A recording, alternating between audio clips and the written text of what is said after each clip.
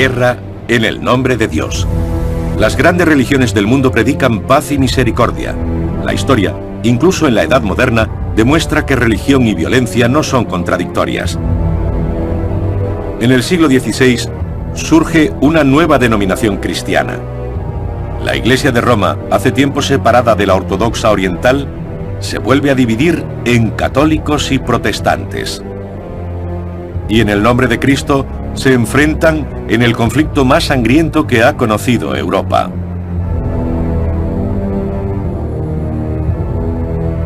Guerras santas, cristiano contra cristiano.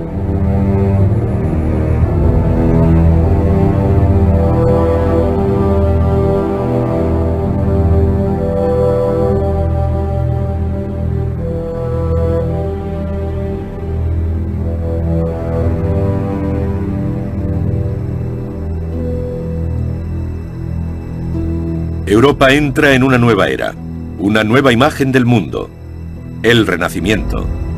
Todo está en continuo cambio. La astronomía y otras ciencias de la naturaleza, el arte y la arquitectura. El modo de ver el mundo se transforma radicalmente. La perspectiva se convierte en naturalista, realista. Valientes marinos, especialmente portugueses y españoles, se aventuran en extraños mundos desconocidos.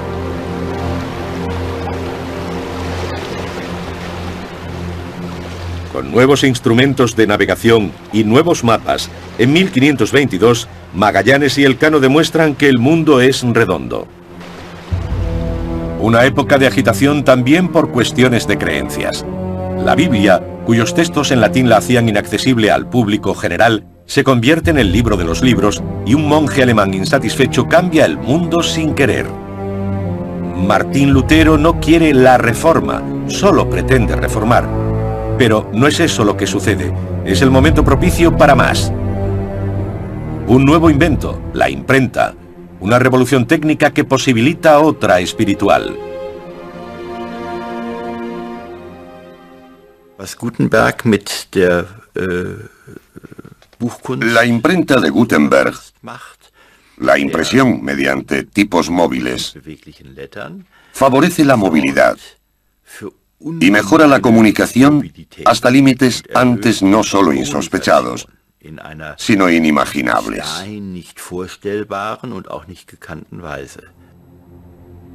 La autoridad moral de la Iglesia, la del Papa, ha alcanzado su punto más bajo con los Borgia. Los hijos del Papa Alejandro VI, Lucrecia y César, gobiernan igual que su padre mediante intrigas, asesinato y violencia. Cuando muere el Papa, estallan manifestaciones de júbilo en las calles de Roma. El fraile agustino Martín Lutero se desespera ante una situación intolerable: la corrupción de la Iglesia. No es un revolucionario, solo un monje medieval, pero es obstinado y lucha contra los problemas teológicos. Con toda probabilidad, él mismo no clava ninguna de sus 95 tesis escritas en latín en la puerta de la iglesia de Wittenberg, a pesar de lo popular que se haya vuelto esa imagen. Después de todo, ¿quién habría podido leerlas? En realidad, se las envió al arzobispo de Maguncia en forma de carta. Seine handschriftlich niedergelegten Thesen gelangen in einer handschriftlichen Fassung nach... Sus ideas llegan a Nuremberg en forma de manuscrito y son traducidas del latín original. Luego, a finales de 1517, son impresas y distribuidas en gran número por todo el imperio.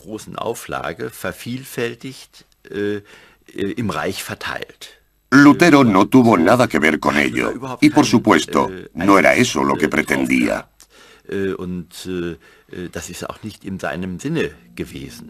A consecuencia del alboroto, Lutero es excomulgado. En 1521, mediante un rapto fingido, el príncipe elector Federico III de Sajonia esconde a Lutero en el castillo de Warburg, donde traduce el Nuevo Testamento al alemán.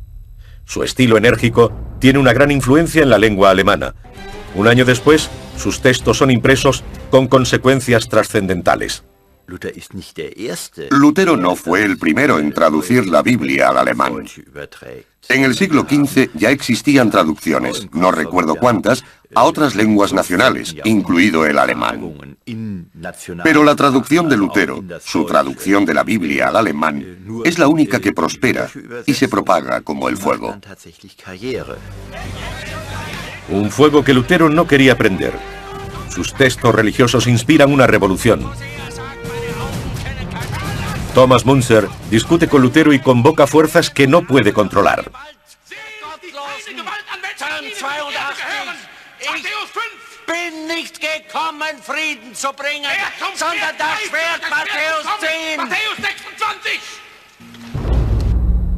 Al principio favorable a los insurgentes, Lutero apela a los príncipes reinantes para que adopten duras medidas contra las hordas de campesinos que se dedican a robar y a matar. No quiere que lo asocien con las brutalidades que cometen. No le gusta Müntzer y no quiere unirse a la revolución.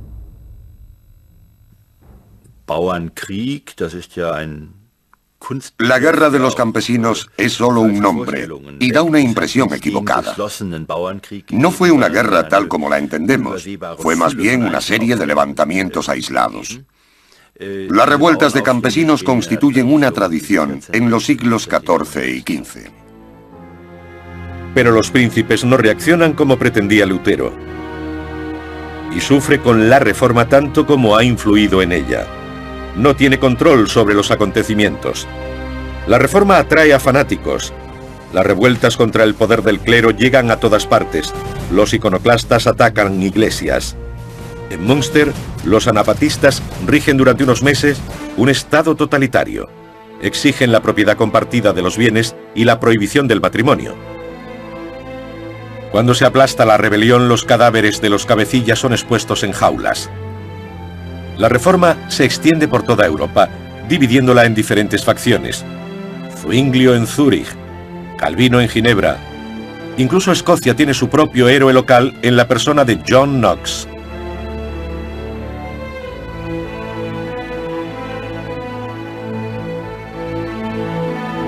En Londres, Enrique VIII aprovecha la oportunidad y funda la Iglesia Anglicana, principalmente para asegurarse el divorcio. La reforma también implica un nuevo reparto de poder. 1546. El emperador católico está en guerra con los príncipes protestantes. La primera guerra interconfesional. Tras la victoria del emperador, se alcanza un compromiso de paz. Los ciudadanos deben adoptar la fe de su gobernante. Der Augsburger Religionsfrieden schafft insofern etwas Neues. La paz religiosa de Augsburgo acaba en algo totalmente nuevo, reforzando algo que ya existía. El estatus del imperio a un nivel superior de las diferentes facciones. Neue Ebene gestärkt wird, nämlich die Ebene des Reiches als Ganzes.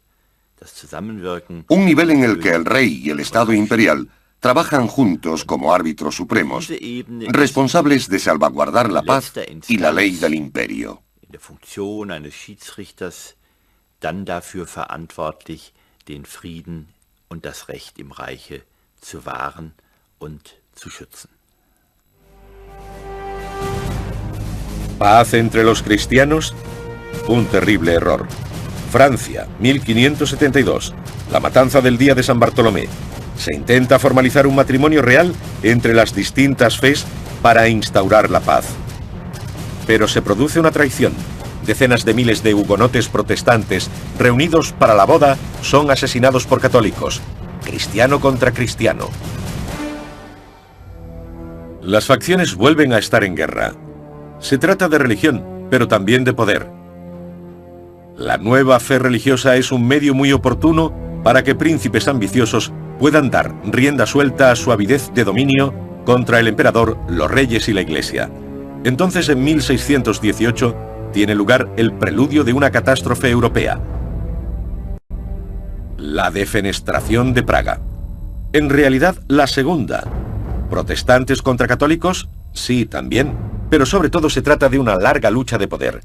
La revuelta de los estados contra el emperador es una tradición bohemia. En esta ocasión eligen inmediatamente a su propio rey. Der Erfolg des Fenstersturzes wird für uns greifbar. El éxito de la defenestración de Praga se entiende mucho mejor leyendo el Acta de Confederación Bohemia de 1619. Se trata de un documento mediante el cual el Estado bohemio define lo que quiere respecto a lo que posteriormente llamaremos Estado.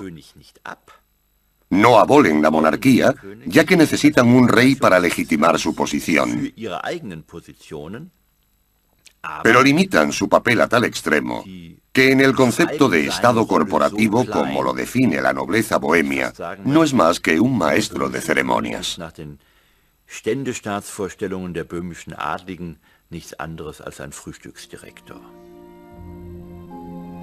La Unión Protestante reúne a sus tropas en Bohemia. Se hacen alianzas. Maximiliano de Baviera pide ayuda a la Liga Católica para luchar. Viena. Los protestantes bohemios se niegan a reconocer al recién elegido emperador. Estalla la guerra. Se suceden décadas de conflictos. El nuevo emperador Fernando I lucha por el catolicismo.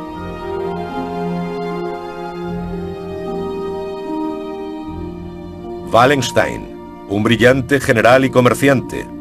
Por el momento no existe nada parecido a un ejército nacional. Wallenstein recluta un ejército de mercenarios y lucha a favor de la Liga Católica por dinero. Wallenstein ist derjenige, der sich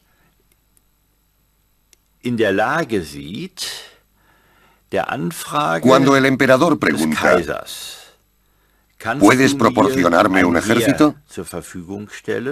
Wallenstein se vio perfectamente capacitado, como hombre de negocios, para ofrecerle ese servicio. Als Wirtschaftsunternehmer gleichsam diese Dienstleistung erbringen kann.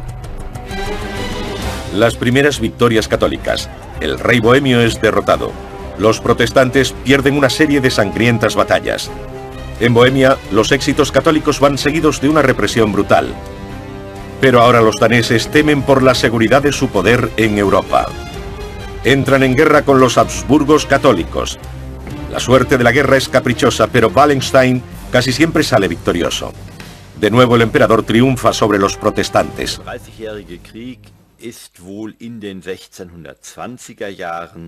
En la década de 1620, la Guerra de los 30 años es principalmente religiosa, en la que empiezan a involucrarse poderosos grupos políticos. Y desde el 1630 en adelante, la guerra se convierte en un conflicto secular, una lucha de poder europea, en la que la religión sigue jugando un papel importante, aunque no dominante. In dem Religion auch noch eine Rolle spielt, aber längst nicht mehr eine dominierende. Una guerra que se perpetúa. Las naciones toman posiciones. Nadie domina durante mucho tiempo. Las potencias que consiguen ventaja a corto plazo no tardan en ser reducidas por el resto. En todas partes, los ejércitos de mercenarios toman lo que necesitan de la población civil. La guerra se alimenta de guerra, dice la gente. Los soldados están considerados la escoria de la tierra y matan por dinero. Para los mercenarios solo cuenta el dinero. Estos mercenarios solo cumplían con su trabajo. Sobre todo, se aseguraban de cobrar a su debido tiempo. Si no, cambiaban de bando.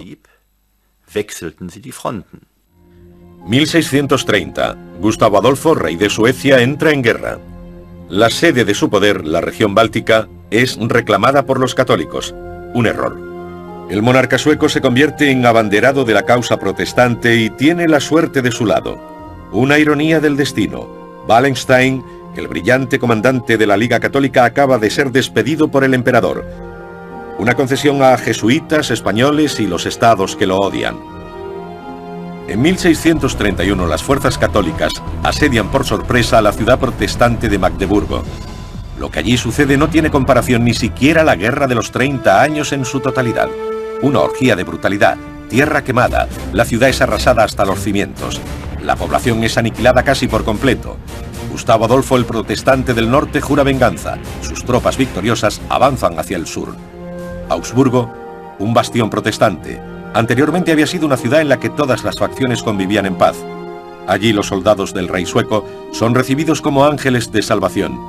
Una esperanza histérica en una tierra desahuciada. Pero esos hombres solo traen muerte, miseria y devastación. Los soldados suecos también son mercenarios.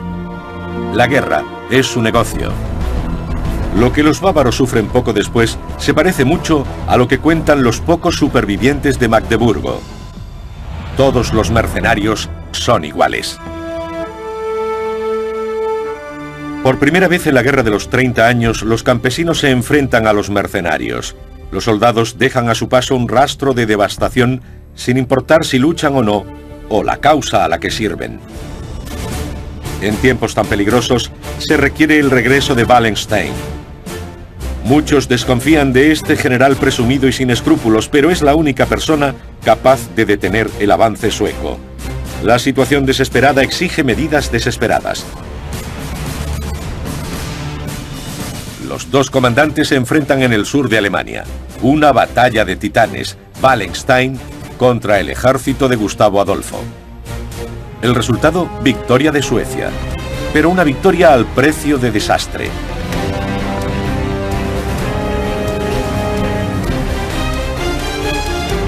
Gustavo Adolfo muere en la batalla de Lützen. Un duro golpe. El líder mesiánico desaparecido. Corren rumores de que realmente no ha muerto. Los suecos empiezan a perder batallas, pero creen que aún tienen posibilidades de asegurar su influencia mediante una negociación. Son engañados. En estos tiempos nada es estable. Los oficiales de Wallenstein deben jurarle lealtad personal incluso si sus órdenes entran en conflicto con las del emperador. So ist es auch bei Wallenstein der Fall gewesen, der seine unternehmerische Leistung. En el caso de Wallenstein, siempre tiene éxito en sus empresas. Pero en realidad para él no era tan importante el dinero como, por ejemplo, convertirse en duque de Mecklemburgo.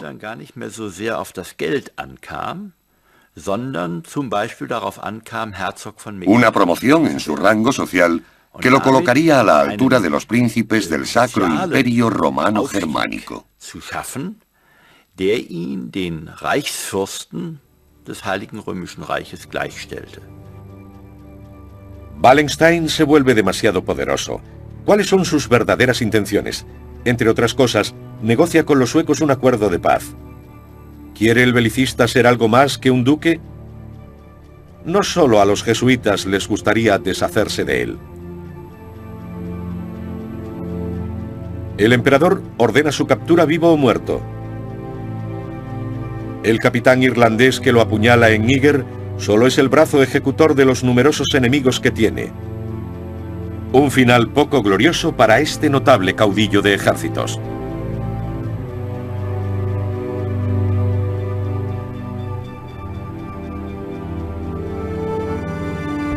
La guerra continúa. Al principio la dinastía Habsburgo apoya la guerra para asegurar su dominio. Pero ahora, la lucha es para prolongar su estancia en el poder.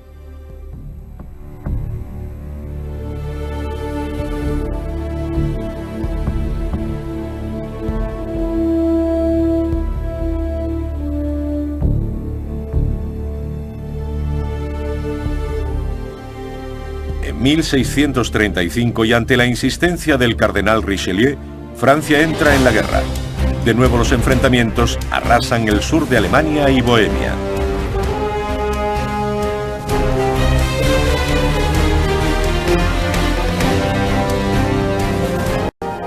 Hasta 1648 la gente no empieza a hartarse de tanta carnicería. Suecia y Francia, las potencias restantes, garantizan el fin de las hostilidades. Se firma la Paz de Westfalia. se basa en el antiguo documento de la paz religiosa de Augsburgo de 1555. Tras 30 años de guerra, una verdad amarga, empezar de cero.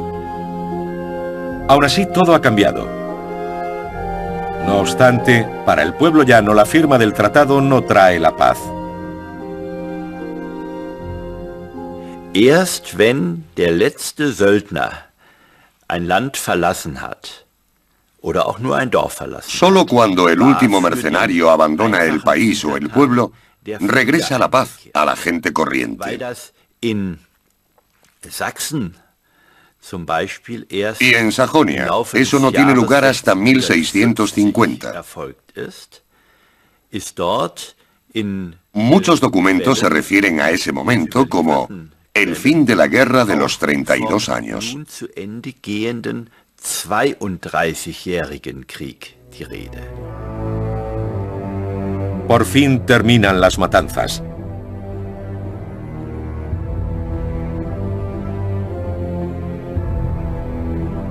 El coste de la guerra, la destrucción de un continente.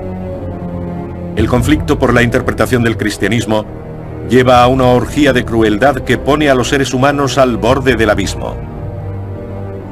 La visión del mundo cambia para siempre. Símbolo de ello es el árbol de la horca, en el que se cuelga incluso a camaradas heridos, inservibles como soldados. Por primera vez hay algo parecido a un reportaje de guerra. Despiadado, brutal, realista. Der 30-jährige Krieg hat die Menschen seit der Mitte des 17. Jahrhunderts immer wieder. Desde mediados del siglo XVII, la guerra de los 30 años no ha dejado de ser objeto de interés, porque abarca una inimaginable variedad de crueldades. Konfrontiert worden sind. Lo que la gente vivió en aquella época quedó plasmado en escritos e ilustraciones posteriores, que no muestran inhibición alguna a la hora de describir la crueldad, con todos sus detalles escabrosos. Para la población civil, la presencia de la soldadesca, sin importar bajo qué bandera sirva, significa miseria y muerte. Los mercenarios cogen todo lo que quieren. Las tropas merodeadoras arrasan la tierra incluso donde no hay combates. No hay piedad ni compostura. Dieser Krieg wird als ein grausames Ereignis wahrgenommen. Esta guerra se considera un suceso terrible, una especie de desastre natural que arrasa pueblos enteros y contra el que no hay protección posible. La guerra se alimenta de guerra. Los civiles tienen más posibilidades de morir que los mercenarios, así que los hombres de los pueblos arrasados y los enfermos se presentan voluntarios al servicio militar para sobrevivir un poco más. Los cuidados médicos son casi inexistentes. Los heridos tienen muy pocas posibilidades de sobrevivir, pero sigue siendo mejor que morir de hambre o asesinado en su propio pueblo. Una catástrofe europea. La región más afectada es la que posteriormente se convierte en Alemania. ¿Cuántas muertes cuesta la guerra? En general puede que el 50% de la población. En algunas zonas, las ciudades perdían hasta el 70 y 80% de sus habitantes, a juzgar por el alto número de asentamientos abandonados tras la guerra de los 30 años. Es decir, lugares en los que la gente ha estado viviendo, pero que tras la guerra dejan de estar poblados y quedan abandonados y desiertos. Pero de las ruinas de las guerras de religión surge la idea del moderno Estado-nación. Un mecanismo de poder. Una estructura neutral que se alza sobre el conflicto de creencias. Tratados, orden civil y el gobierno de la ley para instaurar la paz. Una idea cuyas consecuencias llegan hasta nuestros días. El infierno es la propia humanidad. La lucha por la dominación religiosa conduce al abismo. En nombre de una fe verdadera, El hombre es capaz de cualquier crueldad imaginable, como demuestra la Guerra de los 30 años.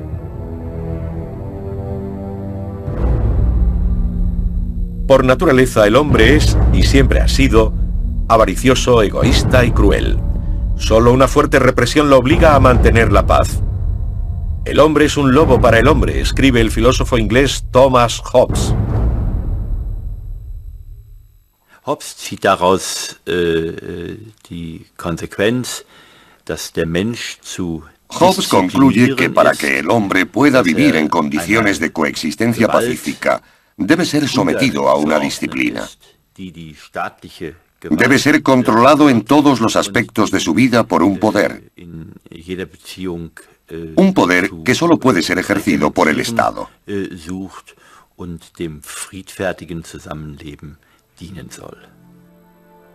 Para controlar la avaricia humana, Hobbes decreta un Estado totalitario, un monstruo omnipotente, un leviatán que imponga la paz y dicte lo que se debe pensar, decir y creer.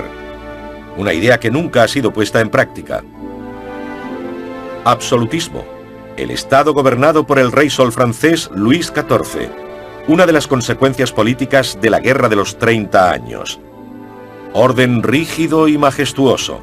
La selva da paso al jardín. El Estado empieza a rodar como una maquinaria bien engrasada y neutral. Los instintos básicos y los conflictos de fe son mantenidos a raya por el gobierno, el nuevo ideal de la era. En lugar de ejércitos de mercenarios contratados para ocasiones puntuales, aparecen los ejércitos permanentes, valiosos instrumentos del Estado que se usan con moderación. La Prusia de Federico II es el modelo ideal de absolutismo ilustrado, un Estado sobrio y racional sin iglesia establecida. La tendencia es bastante clara. Quizás Federico el Grande lo expresa muy bien cuando dice: cada hombre debería ser bendecido como mejor crea. De ese modo, la religión pasa a ser una cuestión de ámbito privado. Las consecuencias prácticas: a finales del siglo XVII los hugonotes se trasladan a Prusia en busca de libertad religiosa. Bajo el gobierno de Federico II, 1 de cada 4 berlineses es francés de origen, una monarquía en ciernes en la que se separan estrictamente Iglesia y Estado. Es una cuestión de principios. En Prusia, Kant persigue la idea de la conclusión lógica. Su ensayo hacia la paz eterna es un borrador para la Organización de las Naciones Unidas. La ley debería gobernar el poder en una especie de parlamento mundial. Una idea que apenas ha encontrado respaldo en todas las superpotencias hasta la fecha. Actualmente la separación de Iglesia y Estado se da por sentada hasta el punto de que la comparecencia del Papa ante las Naciones Unidas apenas es noticia. En el pasado, los papas declaraban guerras. Hoy, solo tienen autoridad moral, no batallones. Un largo camino que lleva desde los cruzados en la Edad Media y tras la Guerra de los 30 años hasta nuestros días.